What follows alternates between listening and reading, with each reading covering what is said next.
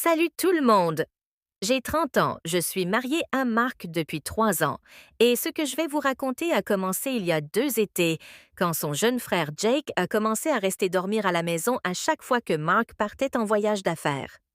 Je n'aurais jamais cru être celle qui garderait un secret aussi lourd.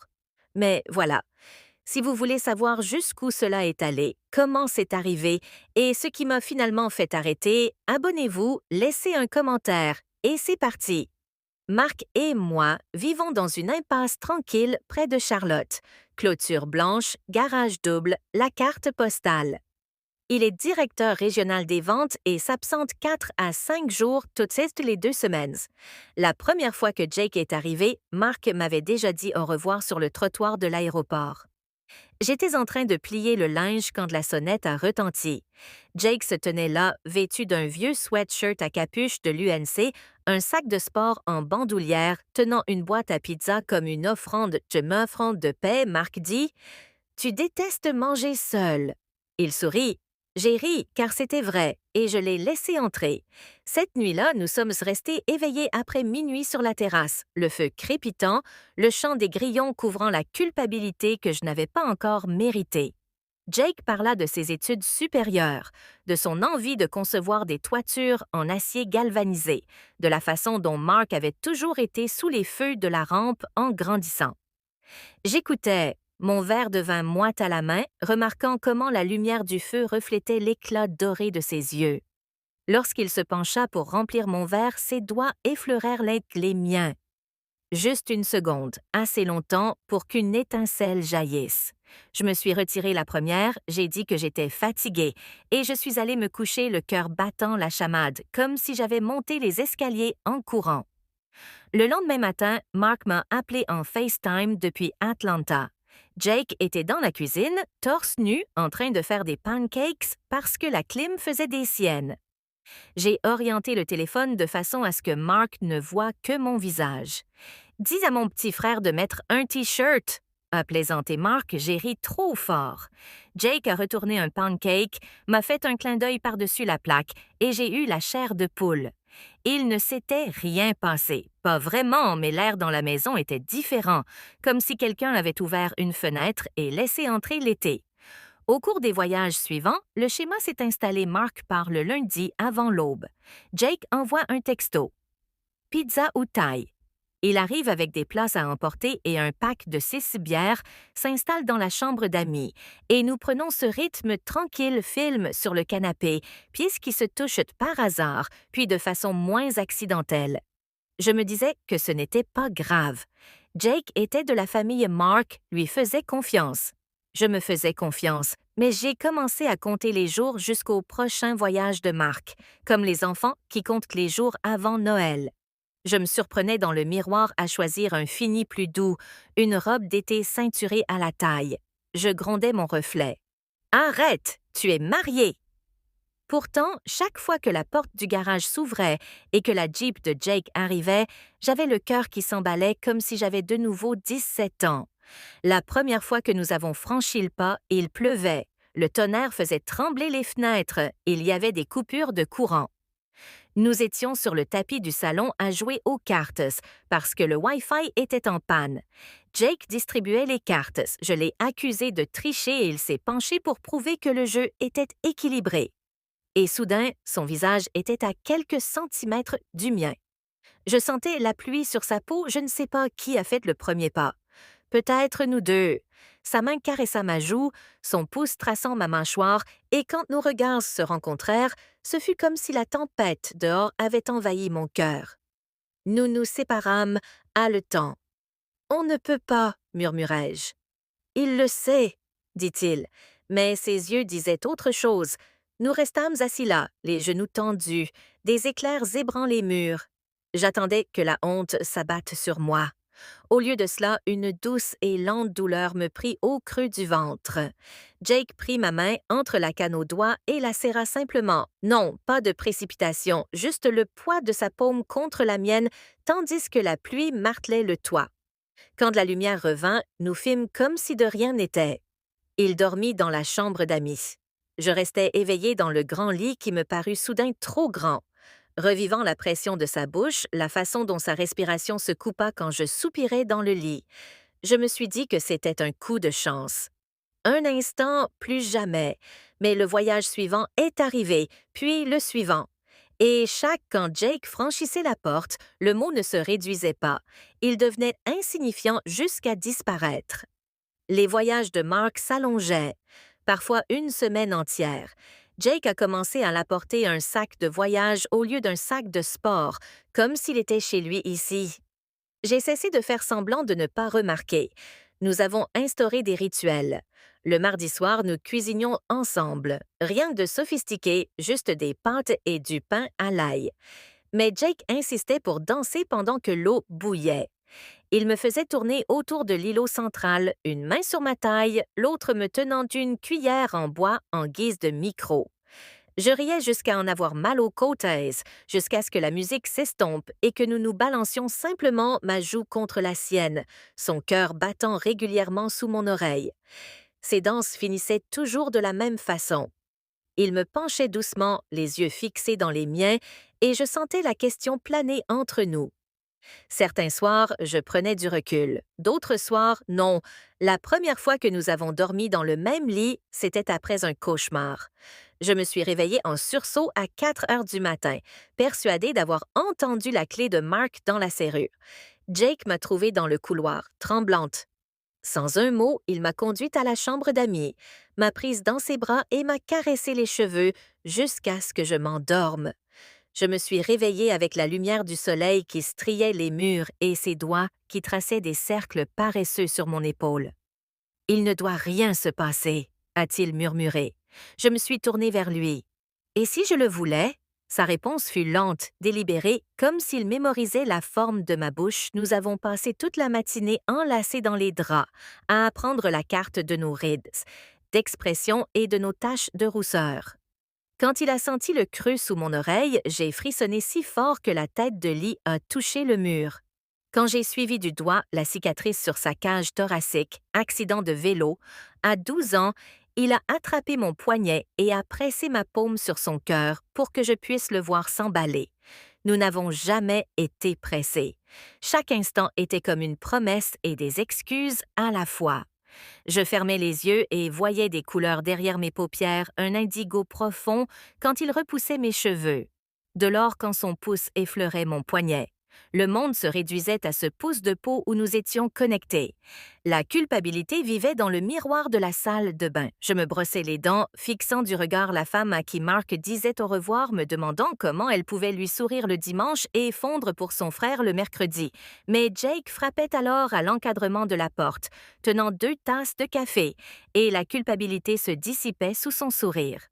Nous avions établi des règles pour que le mensonge reste impeccable. Pas de marque au-dessus de la clavicule, les draps dans la machine à laver avant l'atterrissage de l'avion de Mark. Jamais dans le lit que je partageais avec mon mari. Nous avons enfreint la 3e règle la nuit où Jake m'a trouvé en pleurs dans le dressing. Mark avait appelé pour dire que son vol était encore retardé. Et j'avais craqué sous le poids de son absence et du désir que j'avais pour Jake en même temps. Jake s'est agenouillé, m'a prise dans ses bras et m'a portée jusqu'au lit principal, car il était plus proche. Nous nous sommes enfoncés dans le matelas qui sentait encore le clone de Mark. Et pour la première fois, je n'ai pas résisté. Jake chuchotait mon nom comme une prière. Ses mains douces, respectueuses. Je me cambrais sous chaque caresse, cherchant à être totalement connu. Après, nous sommes restés allongés à fixer le ventilateur de plafond, nos doigts entrelacés. « Ça me détruit, dis-je. Moi aussi, mais je ne peux pas m'arrêter. Moi non plus. Nous nous sommes endormis ainsi, les membres enchevêtrés, le ventilateur de plafond ronronnant au-dessus de nos têtes. Je me suis réveillée avant l'aube, le cœur battant la chamade, et je suis retournée dans la chambre d'amis. Jake était déjà en train de défaire le lit. Nous nous déplacions comme des conspirateurs, silencieux et efficaces. Quand la clé de Mark a tourné dans la serrure cet après-midi-là, la maison sentait le nettoyant au citron et avait retrouvé son odeur normale. Mark m'a serré fort dans ses bras, m'a dit que sa femme lui avait manqué. Je suis retournée les yeux fermés. Savourant le goût de Jake sur mes mensonges, l'été a laissé place à l'automne. Les mensonges sont devenus plus lourds. Jake a commencé à laisser des petits mots dans la boîte à café sous mon oreiller, autrefois scotché dans la boîte de céréales. Tu ronfles comme un train de marchandises. Et c'est adorable. Je souriais, puis je paniquais, puis je les cachais dans une boîte à chaussures sur l'étagère du haut. On est devenu imprudent. Un jeudi, le vol de Mark a été annulé à cause du mauvais temps. Jake était sous la douche quand mon téléphone a vibré à la maison dans 90 minutes. Surprise! J'ai frappé à la porte de la salle de bain. Jake est sorti dégoulinant, sa serviette presque à plat. On s'est regardé, l'adrénaline montant. Il s'est habillé en 35 secondes, a attrapé ses clés et était parti avant même que la porte du garage ne soit complètement ouverte. Mark est entré avec des roses. Je les ai prises d'une main tremblante. Ce soir-là, on a fait l'amour, mécanique magnifique. Mark s'est endormi en souriant. Je fixais l'obscurité, les larmes me coulant dans les oreilles, me demandant combien de temps je pourrais vivre ainsi, coupé en deux. Jake et moi nous sommes disputés la semaine suivante, notre première vraie dispute.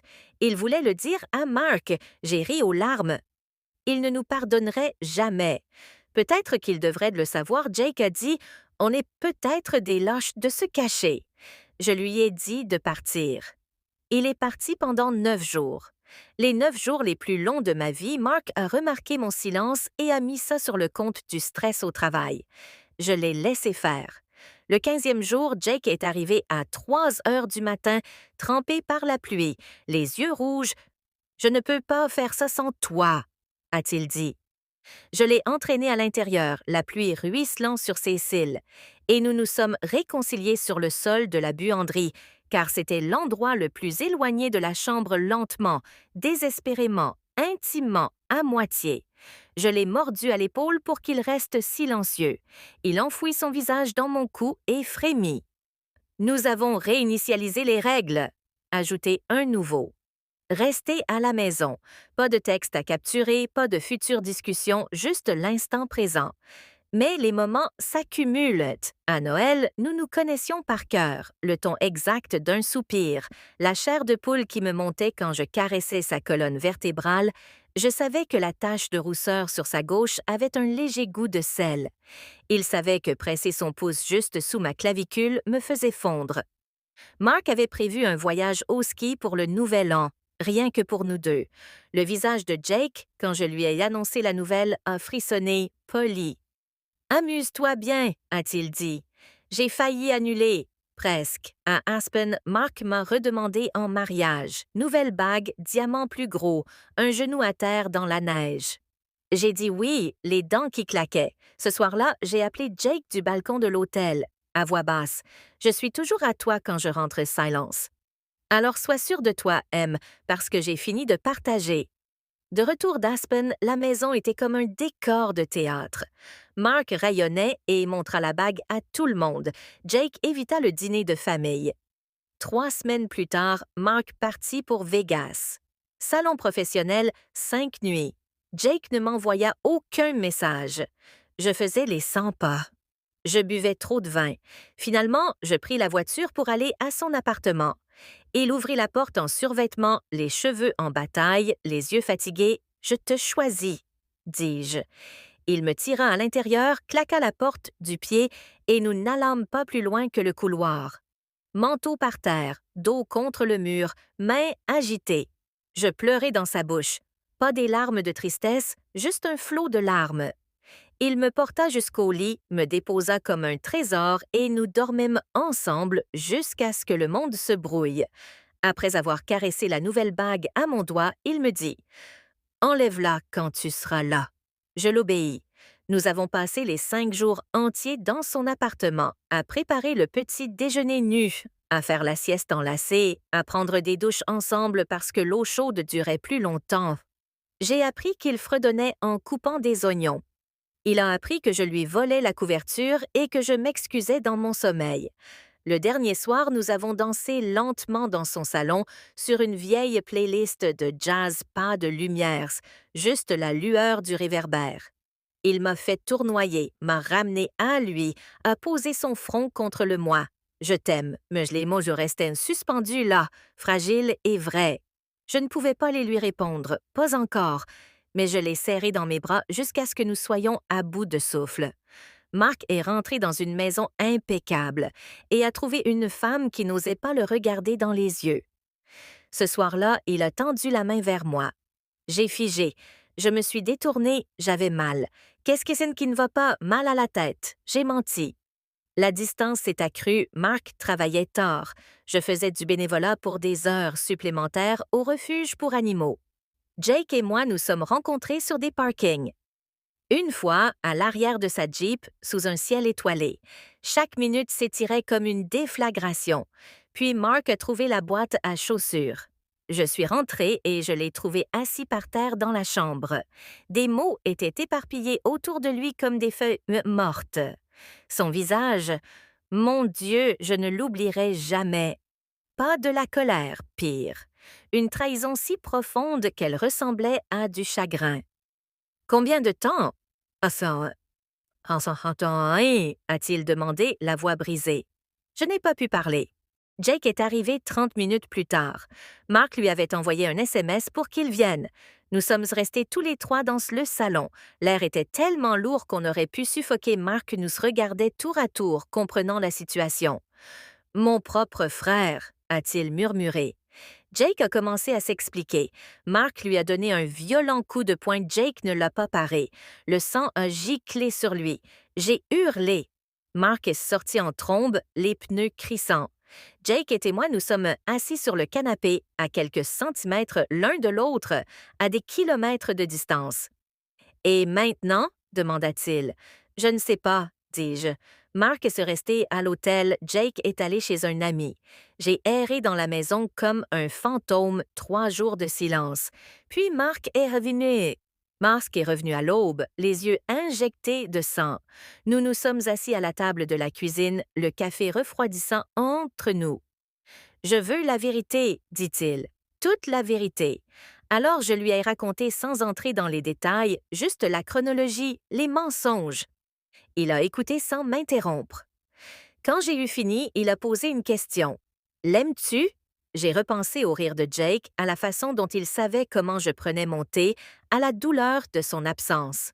« Oui, dis-je, mais je t'aime aussi, différemment, plus longtemps. » Mark a hoché lentement la tête. « Je ne peux pas vivre avec la moitié de toi, M. » Je sais, il est parti ce week-end-là. Jake voulait que j'emménage, je ne pouvais pas. Pas encore. Les papiers du divorce sont arrivés plus vite que prévu. Mark a gardé la maison. J'ai gardé le chien. Jake et moi avons essayé. Mon Dieu, nous avons essayé. Le premier mois était idyllique. Cuisiner ensemble, se réveiller enlacés. Plus besoin de se cacher, mais des fissures sont apparues. Chaque fois que je voyais le numéro de Mark sur une facture, la culpabilité me transperçait. Jake est devenu jaloux des souvenirs. J'avais peur des nouveaux. Au bout de 7 mois, nous nous disputions pour rien. À qui le tour d'acheter le lait et tout le reste? À qui la faute si le mariage a pris fin? J'ai compris que le plaisir résidait dans le secret. Sans lui, nous n'étions que 2 personnes qui avaient blessé quelqu'un que nous aimions. J'ai mis fin au mariage un mardi. Jake a pleuré. J'ai pleuré encore plus fort. Jake a déménagé au Colorado pour un travail. Nous ne nous parlons plus. Certaines nuits, je rêve encore de la lueur du feu sur ses pommettes, de la façon dont sa main tenait la mienne.